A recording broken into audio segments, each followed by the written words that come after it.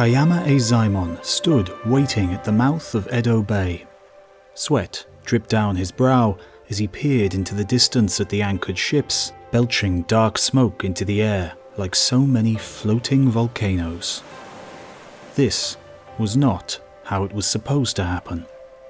Barbarian ships were supposed to go to Nagasaki. Like always, they had to. 6 days earlier, as the alien black hulls had steamed into view, his masters had scrambled to do anything they could to avoid this moment. He had been the second imposter sent out to convince them to leave, ordered by his overlords to pretend that he himself was the governor of Uraga, to placate the stubborn visitors who were insisting upon speaking to the person in charge. But the canny sailors had again seen through the ruse and sent him back with nothing but threats of force and a gift: white flags. The ships had stayed. So now here he was, and here everyone was. Thousands of samurai lined Kurihama Beach, and behind them, holidaying spectators munching on snacks and gossiping, waiting for whatever was about to happen. For Kayama, the personal and public failure of it was almost intolerable, and the tension close to overwhelming. And in that, he was not alone. It was July 14th, 1853, and the anxious and curious multitudes had assembled for one of the most unique events in Japanese history. The 4 gigantic, dark American vessels, anchored just a stone's throw away, had cleared their decks and run out their guns. Their test firings had boomed provocatively around the bay. The message for Kayama had been clear. If the Americans were attacked, Japan's capital city, Edo, would be destroyed entirely, and the Japanese were to use the white flags to surrender once the power of the foreign guns was finally understood. Commodore Matthew Calbraith Perry of the US Navy, grizzled veteran of the 1812 and Mexican-American War, had refused to meet any but the highest-ranked official, remaining aloof in his cabin. Until now. Shots of salute rang out around the bay as 15 boats carrying 400 heavily armed men put out from the enemy ships and rowed swiftly ashore under their strange blue and red striped and starred banner. The first men to alight bore musical instruments, not weapons, while behind them strode the man who was clearly the Tono, their lord, Matthew Perry. He was flanked by 2 enormous black-skinned men bearing a mysterious, ornate box. This was the nearest to Japan's capital that a foreign delegation had been permitted to land in over 200 years, and the most hostile foreign troops to set foot on Japanese soil since the last Mongols were thrown back into the sea 600 years before. The alien music caterwauled, the barbarian officers barked strange orders like dogs, and the box and the letter it contained from the king of the enemy, a man they called their president, was handed over to Toda Ujiyoshi, finally the true governor of Uraga, representing His Highness, the Shogun. The Americans announced they would be back next April or May and weighed anchor. It was all over in half an hour, but they were 30 minutes that changed the world.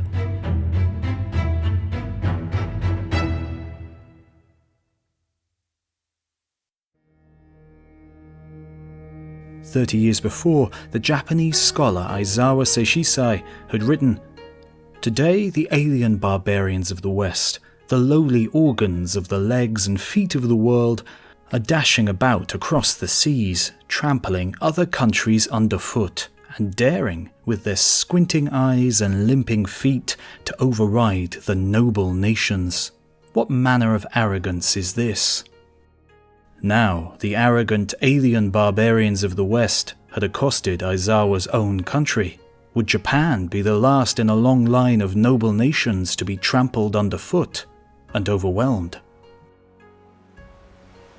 The US Navy Leviathans returned earlier than promised in February 1854, and this time they negotiated for 23 days before coming to terms.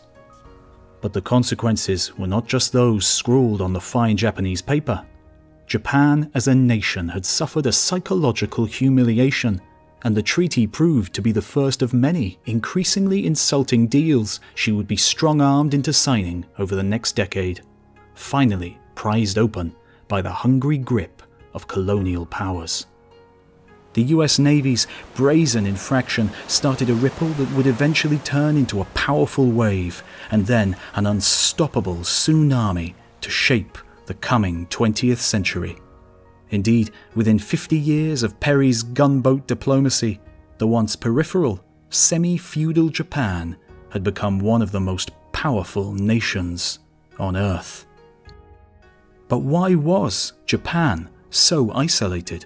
What had led to its generations of long distrust of foreigners, its need to keep the world at arm's length? While the rest of the world had been clamouring outwards and slowly connecting across the years, what had kept Japan's gaze firmly inwards? This is that story, a story that reaches centuries back and continues to mould the world today.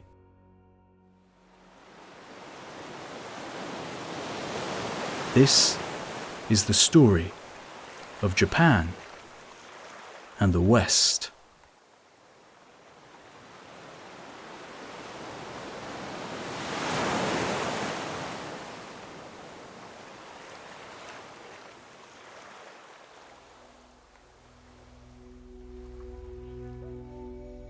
The Perry incident can trace its roots back more than 3 centuries, to a time when Japan was only vaguely aware of the world outside Gosankoku, the 3 civilized realms of Japan, the Chinese Ming Empire, and Tenjiku, the lands of Buddha's birth, the northern India of today.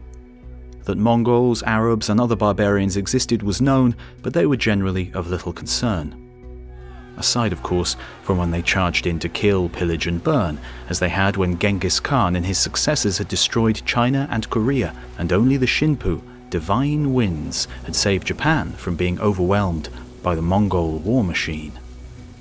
Whether 16th century Europeans were among the known barbarians is unclear, but Christendom, as it was generally known at the time by its own inhabitants, was a realm obsessed with accessing the legendary riches of China and Japan, or as they knew it, Cathay.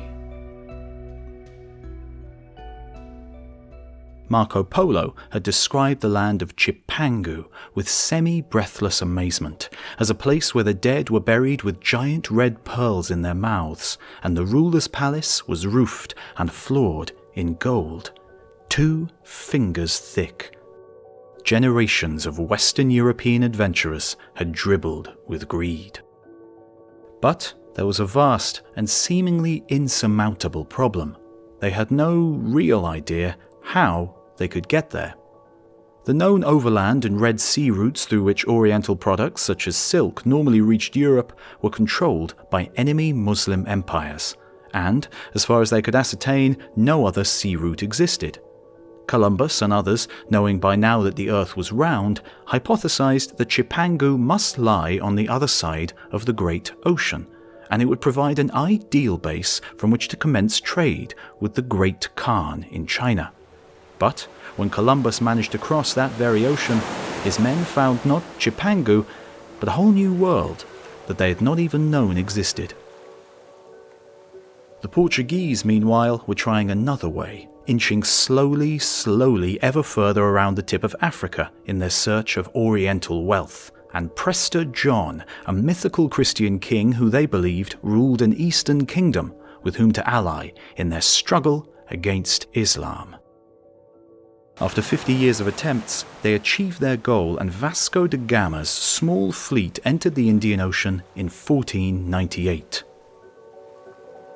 In Africa and Asia, realms used to grander fare than the Portuguese possessed, ruler after ruler failed to be impressed with the poor quality and meagre quantity of the European gifts. So the Portuguese did what they did best, and resorted to piracy.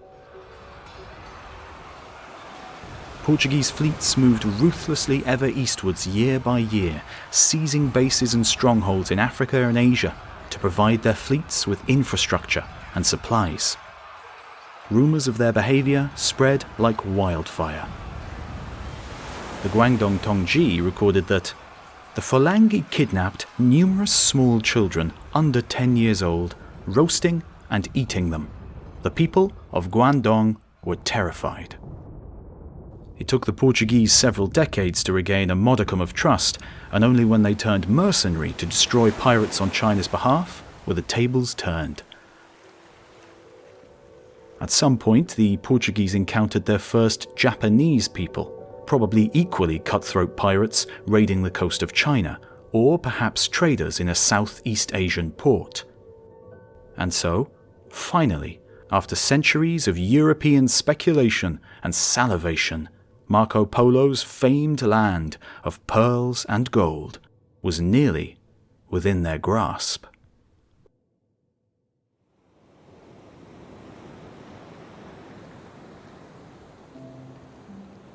Some years ago, in the Tenbun era, a big ship arrived at dawn at Nishinomura Bay. No one knew from what country it came. There were some 100 people on board, among whom there were those whose physical features differed from ours, and whose language was not understood. So relates the Teppo Ki, or the Record of the Musket, a 1606 history from the remote Tanegashima island, just off the southern coast of Kyushu, recording the supposed first contact between the Far West and Japan. And that was what first connected these two vastly different cultures. Guns. But not in the way in which connections were being made 2,000 miles across the ocean by Spanish conquistadors and the indigenous people of the Americas. On board this Chinese junk were two, possibly three, strangely dressed, long-nosed men, whom the Chinese crew helpfully described as southwestern barbarians. Showing their feelings without any self-control, and not knowing the written script or the use of it. Such traders are in the habit of roving from place to place, bartering things which they have for things which they do not have. They are not very strange, and are withal quite harmless. They were, in fact, Antonio de Mota, Francisco Zemoto, and some say their colleague Antonio Peixoto, the first recorded Europeans on Japanese soil. The traders would not have found the riches they were expecting on the long sandy beaches and gentle green hills of the low-lying island. They did, however, find a people who were exceedingly interested in the strange weapons they carried.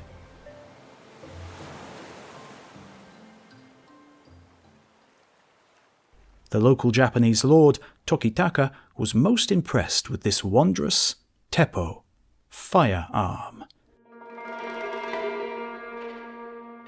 and snapped one up immediately.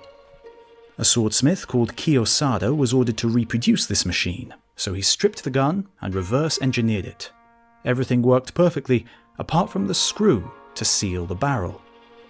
Legend has it that he offered one of the Portuguese merchants his daughter Wakasa in exchange for the secret of how to complete the firearm.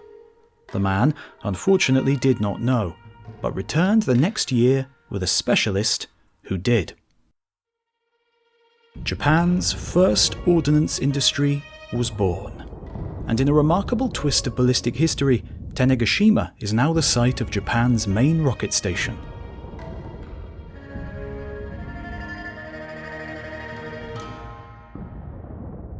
Kiyosada was a heartless father, but a far-sighted military visionary. By the end of the century, it is said that Japanese armies wielded more guns than existed in the whole of the rest of the world combined. It was a case of right place, right time for this European weaponry, for the Portuguese had unwittingly sailed right into the middle of a civil war of mammoth proportions. It is known now as the age of the country at war. North, south, east and west grappled for survival and domination. Pirates such as the Murakami clan vied for control of the seas. Fanatic warrior monks carved out vast monasterial domains. Samurai warlords led armies that made their European equivalents look like modest militias, while ninja jealously guarded their independent mountain domains and hired their covert services to whoever would pay. Guns, of course, fit extremely comfortably into this era of extreme civil strife. Some clans developed their own large-scale gun industries almost overnight. Others accepted Christ into their hearts as the necessary price of obtaining Portuguese weaponry. For of course, Jesuit missionaries followed speedily in the gun runners' wake.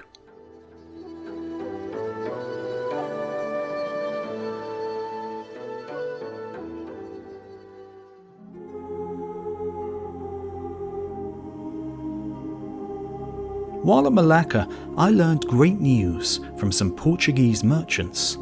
Very trustworthy people. They spoke to me of certain great islands discovered some time ago. They are called the Islands of Japan. Our holy faith, they say, could there be more profitably propagated than in any other part of the Indies, because the Japanese are very desirous of being instructed. So wrote Francis Xavier, co-founder of the Society of Jesus.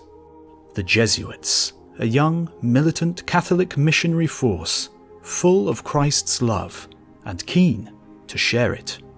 Founded in 1534, the new order received papal recognition in 1540. They immediately sent their first missionaries to Asia, under the protection of the King of Portugal. The Jesuit missionaries recorded reams of information about the lands where they found themselves, and Japan was no exception. Alessandro Valignano, a dedicated scholar and compulsive chronicler dispatched in 1574, wrote that the people are white and cultured. Even the common folk and peasants are well brought up and so remarkably polite that they give the impression that they were trained at court. In this respect, they are superior not only to other Eastern peoples, but also to Europeans as well. It was not all positive, though. Valignano could not bear their great dissipation in the sin that does not bear mentioning. This they regard so lightly that both the boys and the men who consort with them brag and talk about it openly without trying to cover the matter up. The fanatical missionary zeal of the Jesuits meant that they would stop at nothing to forward their aim of saving souls for the Catholic Christ, including supplying weapons and facilitating the traffic of Japanese children by Portuguese merchants. Better off a slave in a Christian household abroad than a free pagan at home.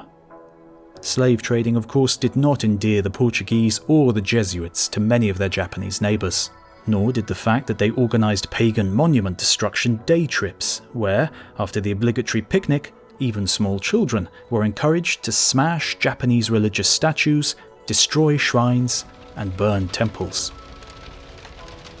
Many started to question missionary activities, often by force of arms. In 1587, the supreme warlord, Imperial Regent Toyotomi Hideyoshi, declared, "Japan is the country of gods, but has been receiving false teachings from Christian countries. This cannot be tolerated any further. These padres cannot be permitted to remain in Japan. They must prepare to leave the country within 20 days. He never enforced his edict. It was more of a shot across the bow, behave or else. The flames of an already violent age were being fanned to extremes. But the Jesuits held on. Despite increasing persecution, they possessed a great, hefty hook which the Japanese could not quite wean themselves off. An irresistible asset.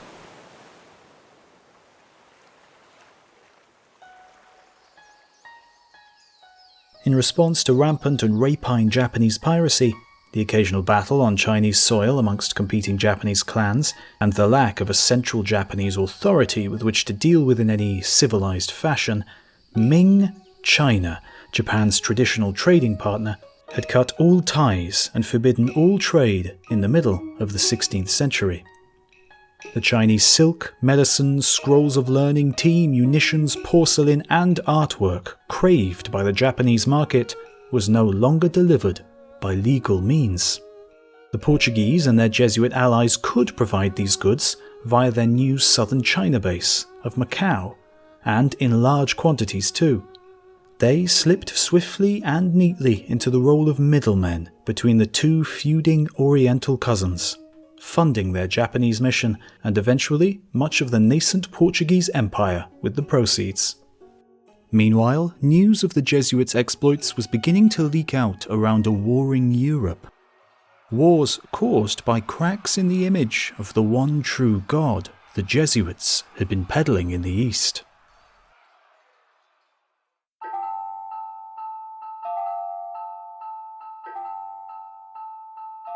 You shall understand that the Hollanders have here an Indies of money, for out of Holland there is no need of silver to come into the East Indies, for in Japan there is much silver and gold. So wrote William Adams, a navigator from southern England. He stared blankly out of the window of his Edo townhouse at the strange land fate had made his home. His ship, the Dutch vessel De Liefde, had wrecked in Kyushu in 1600, one of the first Protestant vessels to arrive in this new world. He had come from a world torn in two by sectarian struggle, European wars of reformation that had been bubbling for almost a century. Neither side, Catholic nor Protestant, could strike a decisive blow. The upstart heretic Protestants needed to be wiped out and their memory expunged from history, and rivers of gold and silver were needed to maintain the armies and armadas which would do just that. The Protestants themselves did not feel much like reverting to the old faith, and would fight to the last to maintain their beliefs. But they were pressed ever harder militarily, and economic blockades bit tight. They saw the source of the wealth that drove the Catholic war machine, and determined that they too would tap these riches. The prime Protestant movers were the Dutch and the English. At first ambitious and ruthless men of Elizabeth I's court like Drake, Hawkins, Cavendish and Raleigh, today among England's most revered national heroes, turned pirate and raided Catholic settlements and ships in the Atlantic, pillaging and burning from Florida to Brazil. Francis Drake achieved the second planetary circumnavigation when the threat of Spanish attack persuaded him to cross the Pacific rather than running the Atlantic gauntlet once more. In doing so, he named what is now California Nova Albion, before swiftly sailing away, no doubt much to the confusion of the local peoples. And Thomas Cavendish, in the course of the very first planned circumnavigation, very nearly reached China and Japan in 1587.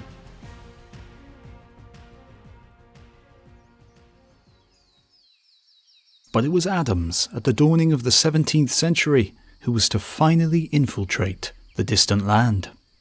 His first few days had been consumed by escaping execution, the vile, treacherous Jesuits trying to whisper lies of piracy into the ears of the emperor.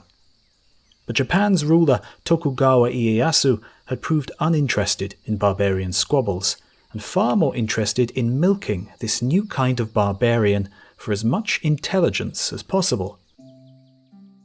He had been fascinated to hear how much information about Europe the Jesuits had kept from him, in particular that Catholicism was not in fact the universal religion, as they had always claimed. Adams had been naturalized, granted 2 swords, the mark of a samurai, a large fief, a wife, and the extremely rare right of personal audience with his new lord. He rose swiftly in the shogun's ranks, court interpreter, trusted advisor, shipbuilder, and gunnery officer. He had a remarkable talent in the art of gunnery, and instructed a great number of soldiers in this art, which caused him to be highly esteemed. He is, perhaps, the most famous foreign-born samurai in history. The Catholics had been right to fear this moment, and what little trust Japan's rulers had had in them finally trickled away, as no doubt Adams and other Protestant visitors wasted no time in highlighting the Jesuits' bending of the rules. Soon, the new English and Dutch East India Companies had set up trading posts, and by late 1613, Ieyasu had decided to act against the Jesuits. He ordered one of his chief advisors, the Zen prelate Isshin Suden, to draft up a manifesto of exactly what spiritual life in Japan comprised, and what it did not. Japan was Shinkoku, the realm of its own divinities and spirits, the kami. Purveyors of jakyu, pernicious creeds, must leave the realm. This not only comprised Catholics, but also other antisocial groups, including radical Buddhists. The first steps were deportation of fanatical foreign clerics with their most important disciples in 1614, and tolerance of common and non-extremist believers who were encouraged to revise their mistaken doctrines. And indeed, as most of the Catholics, numbering around 300,000, only slightly short of the modern figure with a population now 10 times the size, had been ordered to convert by their liege lords, often being baptized in groups of thousands, this caused few problems. And yet, it turned out that the Portuguese were not quite as devout as the Japanese had believed. Japanese silver meant as much, perhaps more, to them, and trade continued much as before. However, illicit missionaries continued to arrive, and a hardcore of stubborn Japanese Catholics seemed reluctant to abandon their nefarious doctrines. The government saw that after centuries of bloodshed had warped Japan's very fabric, the unity and peace of the realm had to be maintained. Torture it would have to be. An official report from Kyoto read, "It is said that the people who did not want to apostatize were put naked into rice bags, which were piled along the river between Shijo and Gojo. At first they were reciting prayers. When nobody seemed to care about them and they realized they were going to die of hunger and would earn no merit of fame, they all wanted to apostatize. They asked for help from the guards, who laughed a lot at this and freed them from their bags. Eventually, all Catholics, Japanese, Asian, African, and European, were expelled or annihilated. Japanese Christian refugee communities popped up all over Asia, and small groups and individuals travelled the world. One of these intrepid people was Petro Kibei.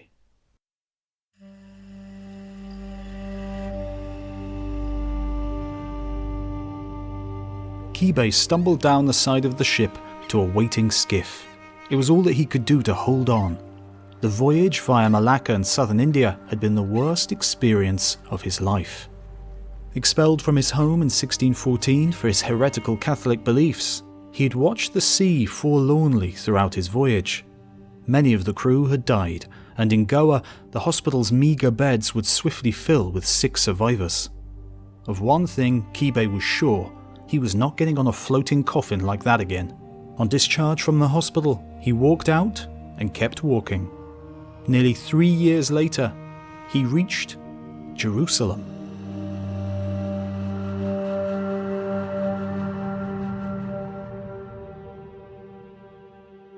His route and his adventures are lost to history, but it is thought he walked via Baghdad.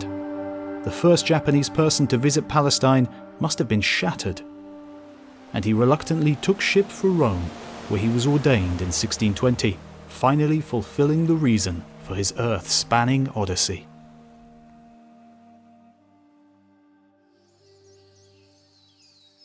Now Father Kibei, he took a more conventional passage home, eventually reaching Japan in 1630. Able to blend in better than other missionaries, he managed to evade capture for 9 years while wandering the land, tending to forlorn Catholic communities. During the inevitable Anasurushi torture, he so incensed the guards by encouraging his fellow sufferers not to recant that they pulled him out of the death pit and ran him through. He was made a saint in 2008. Kibei was far from the earliest visitor to the far west. Indeed, the first Japanese embassy to Europe had been decades before. Led by the later Jesuit Meisei Ito in 1582, it had been organized by Otomo Sorin, daimyo and early adopter of Catholicism, after meeting founding Jesuit Francis Xavier way back in 1551. The mission met 2 popes and numerous heads of state, leaving a remarkable document curated by Valignano himself to extol the virtues of the distant continent to the people back home. You will come to appreciate how wealthy and powerful the kingdoms of Europe are, but it is certain that the smallest European kingdoms contain at least 80 or 100 leagues, which equals 150 of ours. And with regard to the population and wealth of European cities and towns, they were so great as to leave us astonished. In 1613, a second European embassy followed, led by Hasakura Tsunenaga, making a stop in South America, becoming the first Japanese embassy to set foot in the New World, and spawning the remarkable story of a sword fight between samurai and Spaniards on arrival to Acapulco. And indeed, following this, Japanese men that settled in Mexico City seem to have exploited their skill with sharp blades to corner the city's barbering industry. Prominent Japanese exiles in Thailand formed the king's bodyguard, and in Cambodia and Vietnam, Japanese Catholic merchant families came to control much of these states' international trade, often acting as middlemen for the Europeans. Few inhabited corners of the world did not see a Japanese person during the early 17th century.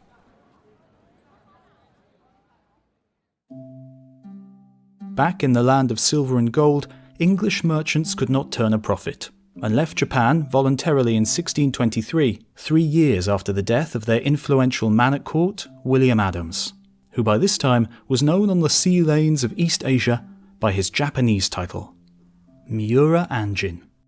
By 1641, of all the Europeans, only the Dutch had stuck it out. As long as they confined themselves to the island of Dejima in Nagasaki, paid appropriate respect to Japan's rulers, removed all religious paraphernalia, submitted regular reports on world events, renounced arms, and supplied the desired commodities, the Dutch were tolerated. And so, finally, after many false starts, the era of Sakoku, closed country, had truly begun.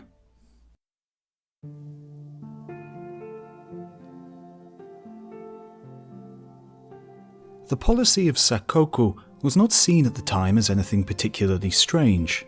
Indeed, in the 1640s, many countries restricted their international relations to some extent, and Japanese trade, in fact, increased for at least the first century. Even well into the 18th century, the German doctor Engelbert Kempfer, who lived in Japan for 2 years while in Dutch service, praised the Japanese government for ensuring eternal peace in the realm. It was only in later eras, when an increasingly aggressive Europe came to believe in its divine right to travel and trade anywhere it chose, that Sakoku restrictions attracted serious criticism on the international stage. And of course, as before, during the long years of restrictions, desirable elements were mostly welcome, so long as they obeyed the rules. Every year, hundreds of Chinese ships visited Nagasaki, the port designated for legal Dutch and Chinese trade. That the Chinese government still forbade trade with Japan and called all such merchants pirates was irrelevant. They declared false destinations before leaving their home ports, and then reappeared with contraband-laden junks later in the year. Korea was another avenue for Chinese goods. Japanese merchants from the western island of Tsushima operated from a restricted enclosure in the city of Busan. In addition, a route was carved to the south, where scores of sun-bathed, wind-ravaged islands stretched lazily like a rope down the Earth's curve towards Taiwan and China. The Ryukyu Kingdom, now known as Okinawa, which since a swift and brutal 1609 invasion had been under Japanese control. Very much as in the Caribbean, sugar and other plantation industries were established to serve an ever-increasing metropolitan demand for exotic luxuries. The locals were disarmed, thereby giving impetus to develop the ancient native arts of fighting empty-handed, or karate, a method of defense which, after going through a number of mutations, was reborn as the modern sport, now practiced by up to 100 million people around the globe. The key was the fact that despite the ongoing official ban on trade with Japan, China enjoyed an extensive official trade with Ryukyu, which included products such as ivory from as far away as Africa. So whenever a Chinese mission made port, the Japanese hid. Finally, an ever-growing trade developed with the indigenous inhabitants of the misty, ice-bound islands to the north, a people who we know today as the Ainu of Hokkaido, but then were known as Ezo. The wild Ezo world stretched far north, well into what is now Russia, but in the 17th century no one much knew or cared about settling in those inhospitable, untamed lands. Best to leave them to the fur-clad, elaborately tattooed natives who were ripe for an exploitative trade in rich, local natural resources in exchange for rice, alcohol, and weapons. One trade product that endures on Japanese tables to this very day, salted salmon, stands out. A staple breakfast food and common filling for rice balls, it is one of the few Japanese words to be derived from the Ainu language. Shake. No, Japan was not truly closed. The Japanese simply enforced their border controls and enacted extremely strict immigration policies. Something that all modern states take for granted existed in Japan hundreds of years before Western countries were strong enough to enforce such policies in their own realms. But the Japanese government did effectively close the world to her own citizens. In the years following 1633, the regulations on foreign travel got tighter and tighter, until no Japanese person was permitted to travel outside of Japan, on pain of exile or death. Any that found themselves elsewhere, even by mistake or bad luck such as a shipwreck, had to stay there. No return was allowed.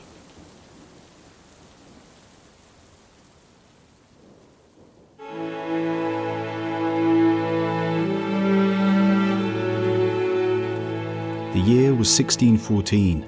John Sayers stood with his head hung low in shame as the fire crackled and popped. Captain of the first English East India Company ship to reach Japan, he had been proud of his voyage and of the titillating merchandise he had acquired for the journey home. After cheerfully displaying it on his ship cabin's walls, his plan was to store his secret treasure temporarily with the other goods, in the house of Sir Thomas Smith, the first governor of the Honourable Company, and a good, honest Christian. But, unsurprisingly perhaps, on discovery, Mr. Smith had not taken it well, and had, with a sense of drama, put them into the fire, where they continued till they were burnt and turned to smoke.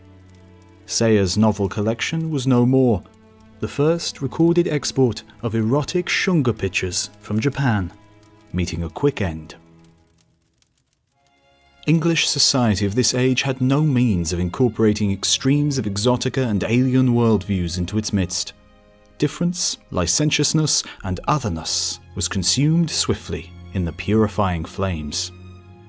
Popular as shunga were, Japan had much more to offer the far west, and following England's withdrawal, the Dutch East India Company enjoyed a lucrative monopoly on direct Japanese trade with Europe for 2 centuries. They exported not only shunga pictures, a commodity commonly sold by door-to-door peddlers in early modern Japan, but also silver, porcelain, furniture such as desks and cabinets, tea, exquisite works of art, expensive novelty gimmicks, and numerous other products. Japanese porcelain in particular reached a huge volume in the 17th century, and copied and nativized styles like the willow pattern grace European and American tables to this day, without the diners having any idea of the rich history to be found beneath their food. It is even thought that drawers were introduced to Europe through Japanese import furniture. Commissions could also be sent around the world. 2 examples from the 18th century were fine lacquerware portraits of Frederick the Great of Prussia, thought to have been ordered specially by an admirer. and Europe had much to offer Japan as well. Since the time of the Jesuits, European and Asian novelties, such as telescopes, clocks, oil paintings, microscopes, eyeglasses, maps, wines, globes, even exotic animals had found a ready market in noble Japanese circles. Lords and ladies simply indicated their desired products, a list was delivered to the other side of the globe, and a few years later the products would be found displayed upon tatami mats, ready to be enjoyed. The Dutch were, in effect, pioneering the first global mail-order business.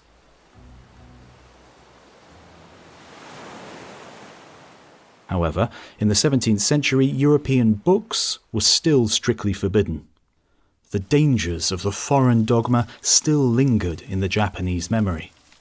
Any intellectual infection, however unlikely or mild-seeming, would not be allowed to wreak the havoc it had in the past. But by 1709, memories of that painful episode were fading into the fog of history.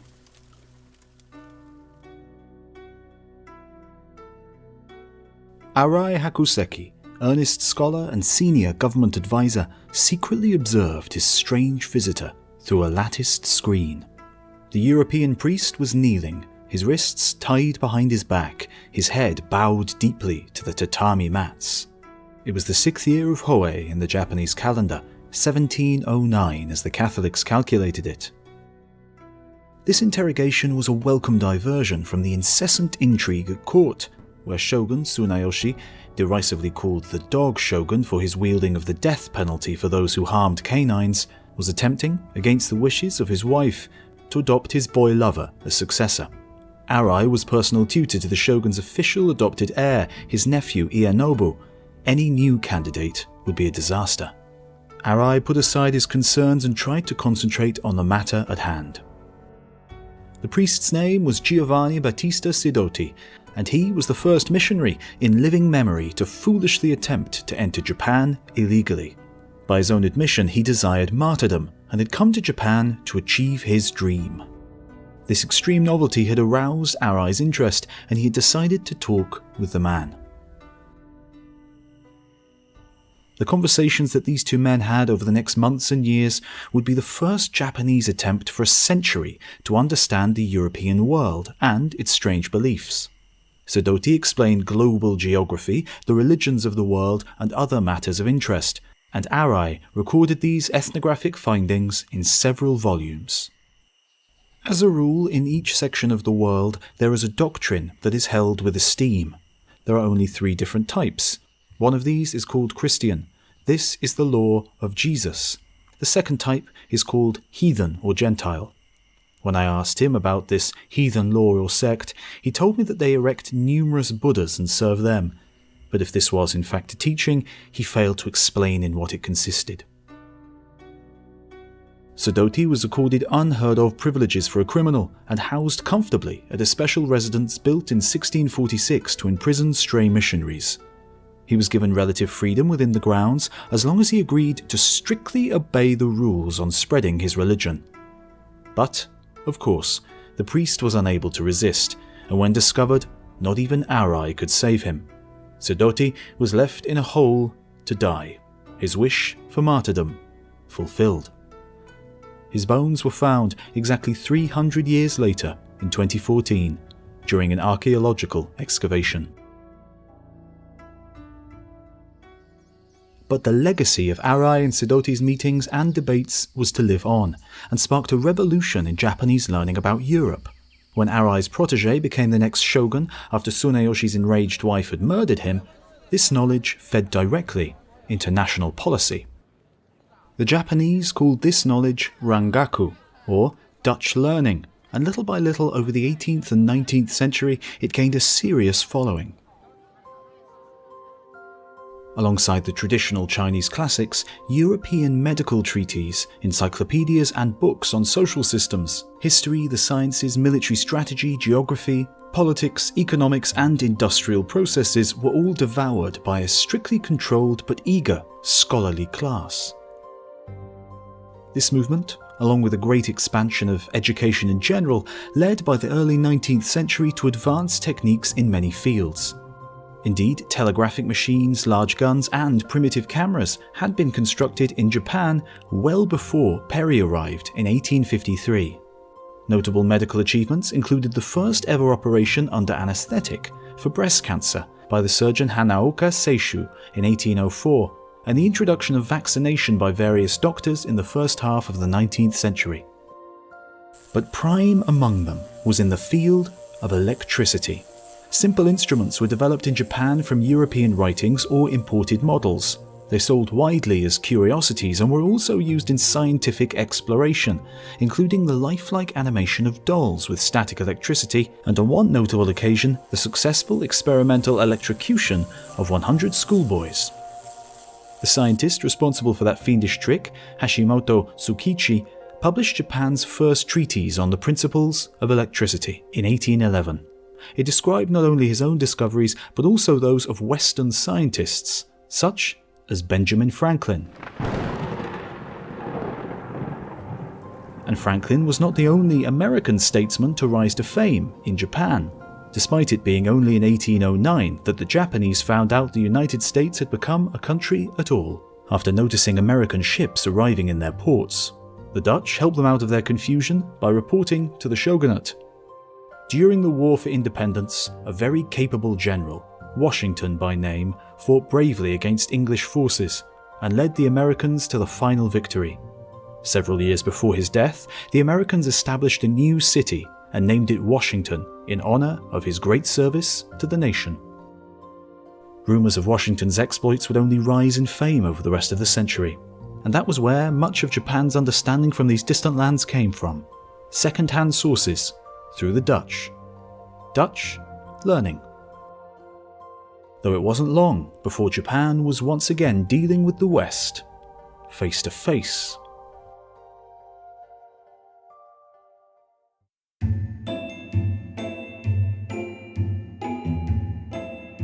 Daikokuya Kodayu, dressed as a European nobleman, stood bowing deeply amongst the grandeur of Sarsuke Selo, Catherine the Great's St. Petersburg summer residence. It was 1791. He'd been granted an audience with the Empress herself to beg for permission to leave her empire and return to Japan. It was the first of several audiences at which Catherine was to quiz him carefully and listen to competing plans of how he could be used to open trade to aid in the development of the Russian Far East. Russia is the only European country that shares a border with Japan, and during the 18th century, Moscow's empire, which eventually extended as far as California, was struggling to develop its far eastern provinces. The great reception chamber was like nothing the humble mariner had ever seen before, perhaps a slice of heaven on earth. He felt dwarfed and overwhelmed. The towering, pure white walls dripping with gold were covered with embedded Chinese vases, paintings and mirrors which caught and magnified the rays of the pale summer sun pouring in through the vast windows. It was a far cry from the humble wooden residences Daikokuya had experienced elsewhere in Russia, but he pulled himself together and told his story in the swift and fluent Russian that he had learned over the long, cold and tiring years of his exile. His ship had been caught in a storm in 1782, and after 7 months of drifting, reached Amchitka, now one of the westernmost islands in Alaska, known for being a site for post-World War II nuclear weapons testing, but then a part of the Russian Empire. As no direct return to Japan was possible, Daikokuya found his way through the stormy, icy wastes of Kamchatka into Siberia and onto Irkutsk, well over 5,000 kilometers from the desolate island where he had cast away. There he met Erich Laxman, a Russian clergyman and scientist who immediately recognized the potential for opening trade with Japan and accompanied him to St. Petersburg, another 6,000 kilometers westwards. Daikokuya, escorted by Laxman at all the imperial audiences, managed to persuade Catherine to fund a voyage to repatriate Daikokuya and his men, and attempt to extract trade privileges from the Japanese government. The mission was commanded by Laxman's son, Adam, an officer in the Imperial Russian Army. Adam Laxman reached Hokkaido in 1792. and astonishingly was allowed not only to land but also received with amicable respect and accorded gifts by the shogun's direct representatives. He was, however, politely informed that foreign ships were only permitted in Nagasaki, and was therefore instructed to inform his government that should they desire to dispatch more ships, then they should be sent there.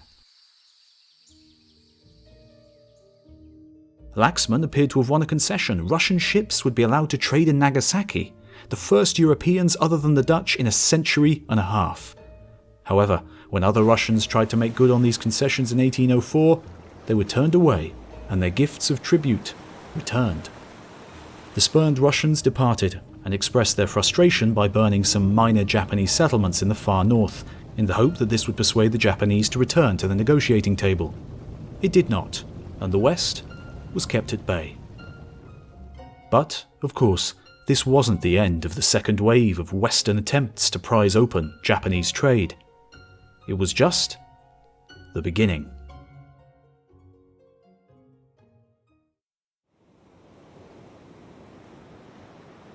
The English frigate HMS Phaeton glid smoothly past the numerous small islands at the narrow mouth of Nagasaki Bay.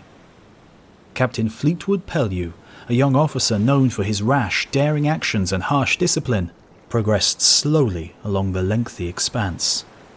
The settlement of Nagasaki itself lying directly at the end of the channel and located dead in the middle of the bustling seafront was the Dutch trading post. Atop Pellew's mainmast flapped an odd flag, that of the Dutch Republic, a state destroyed 13 years before in a popular uprising supported by the revolutionary French Republic. Secondly, above the trading post itself, that same obsolete pendant stood. It was, in fact, the only place on Earth where it still flew. So as not to alarm their Japanese hosts, the Dutch merchants had attempted to conceal the demise of their nation to protect their lucrative and unique trade, and even after the Dutch East India Company had been dissolved in 1799, they simply continued as before, pretending all was well. Pellew, an ambitious man seeking his next promotion, was on the prowl for Dutchmen in the Japanese waters. Any prize he took would strike a small blow against the newly birthed Kingdom of Holland, whose king, Napoleon's brother Louis, was allied closely with Britain's enemy, France. This was tantamount to an act of war against Japan, a country with zero involvement in the conflict. The Japanese officials and Dutch factors were surprised but pleased to see what they thought was a friendly ship, and eagerly sculled out to meet the Phaeton as she cast anchor. What happened next probably seemed like nothing special to Pellew's crew, but it changed the course of Japanese history and put it on the road to Perry's incursion. The unsuspecting Dutchmen, led by Gerrit Schimmel, were seized and held as prisoners of war, while the Japanese officials and interpreters dived frantically into the chilly harbour waters to escape. Pellew ran up the British naval ensign, his true colours, and demanded supplies of food, water and wood, allegedly threatening to destroy Japanese and Chinese shipping. The Japanese were totally unprepared and ill-equipped to deal with the British raiders, and in the event, dozens of ships and thousands of samurai from nearby dominions had to be mobilised. But before they could fully deploy, Pellew, having determined that there was nothing of interest, had released his captives, taken the supplies, and sailed gracefully, arrogantly, and obliviously off into the distance without firing a shot. It seemed like a quiet end to an awkward standoff, but it was not the end for the Japanese. They were accustomed to respectful behaviour from peoples they regarded as lower on civilization's ladder. This was the first sign that the barbarians might no longer know their place. It was a shock, a blow to national pride, and worse, there was nothing Japan could do about it. She had no means of applying military force beyond her borders or even protesting to a foreign government. The all-encompassing global European war, fought from the Americas to Java, had finally reached these tranquil lands where there had been little or no conflict for nearly 2 centuries. one of the longest sustained periods of peace in human history. Indeed, though no shot echoed around the steep mountains of Nagasaki Bay that day, the incident was to have far-reaching consequences. In response to the fate and several other episodes in the coming decades, new Don't Think Twice regulations requiring all unknown foreign ships in Japanese waters to be immediately repelled by gunfire were introduced. Nagasaki and other strategic places on the coast now brimmed with artillery. The barbarians would not be permitted to humiliate Japan and her ruling clan, the Tokugawa, ever again. And standing on Nagasaki docks and gazing intensely as Pellew humiliated his country with such ease was a 10-year-old called Takashima Shuhan. It was to be the defining moment of his life. During his teenage years, he saw that peace had eroded the warrior instincts the Japanese so prided themselves on. That would all have to change, and he was the man to lead it. In adulthood, he ordered a whole plethora of books on military science and working examples of modern weapons, cannon, mortars, and the latest handguns and rifles through Dutch merchants. He settled down to study how the barbarians made war, why they were so good at it, and strategize how to deal with the soon-to-come attacks on Japanese sovereignty that he foresaw. The military school he established attracted students from far and wide, and in the early 1840s, following China's devastating and epoch-defining defeat in the First Opium War, he was summoned to the capital Edo by Igawa Hidetatsu, a high-ranking government official charged with strengthening maritime defences against the now widely expected European assault. Most in positions of authority now saw it was only a matter of when, not if.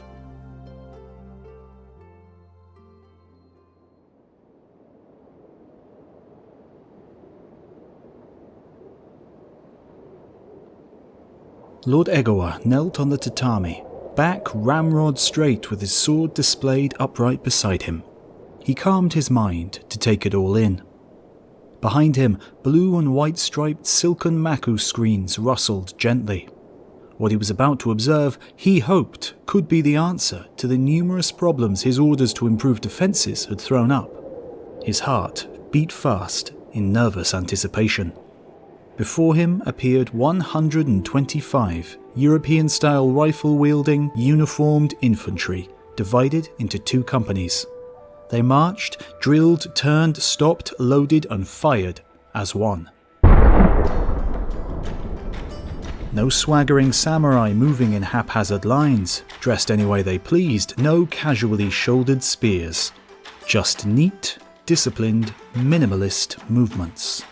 As the day progressed, Igawa witnessed the two companies and 4 cannon blasting an imaginary barbarian enemy from the field with ease. He was elated. Takashima's revolutionary squadrons could be deployed against the barbarians, using their own methods. Know your enemy, know yourself, win 100 victories.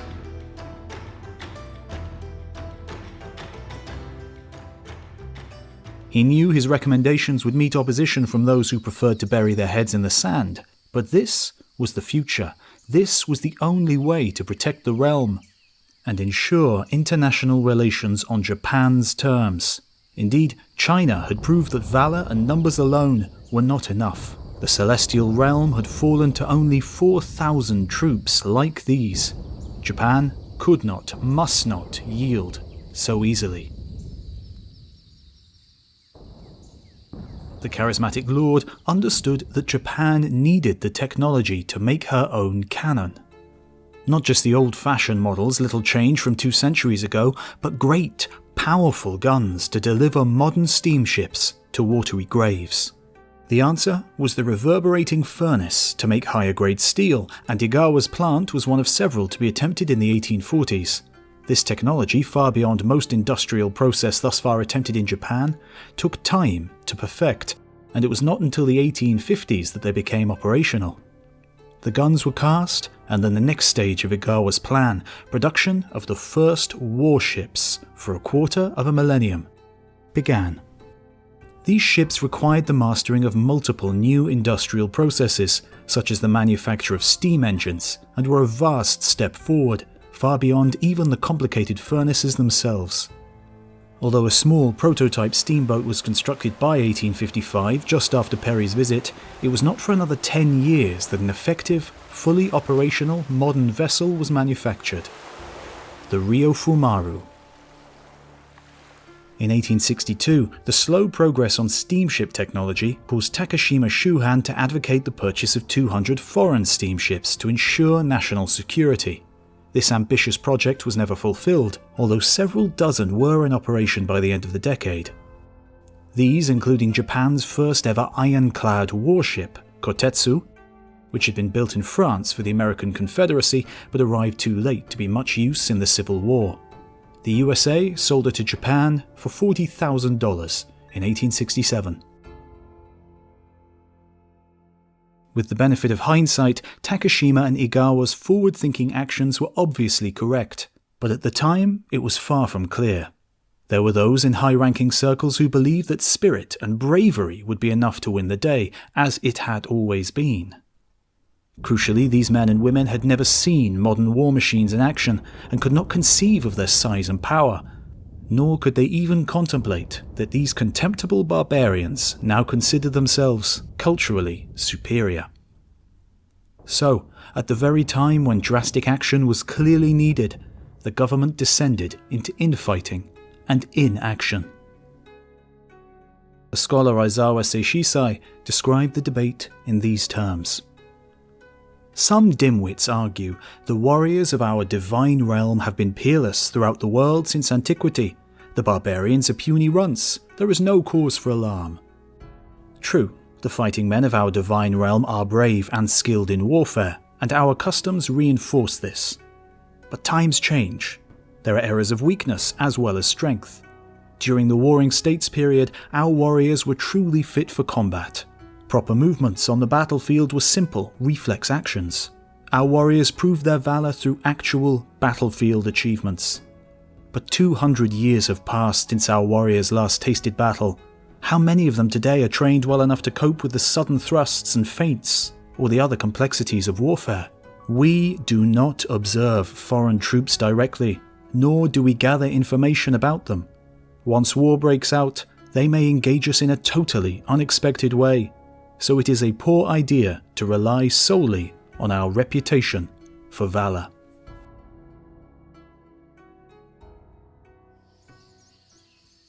In the end, Takashima Shuhan was put under house arrest in 1846 for subversion and treason. Igawa continued upgrading coastal battery emplacements, but was not permitted to develop land forces. And so, in 1853, when Perry steamed into Edo Bay, Japan was still hopelessly unequipped to deal with the intrusion. The arguments, infighting, and inability to perceive that the world had turned on its axis, and the East was no longer at its centre, was to continue for more than a decade. Japan had rediscovered national humiliation and politics, as well as foreign diplomacy and war. These forces, emanating from the actions of Commodore Perry, would be the catalyst for civil war and then a national rebirth. The Meiji Revolution. Japan was behind in technology, but not too far, and the foundations of the coming scientific and industrial revolution had been well laid. The Japan of the future would look nothing like that of the past. Clothes, diet, medicine, social relations, religion, architecture, agriculture, industry, culture, politics, education, and war, every field of human endeavour would be virtually unrecognizable. But Japan would remain Japan.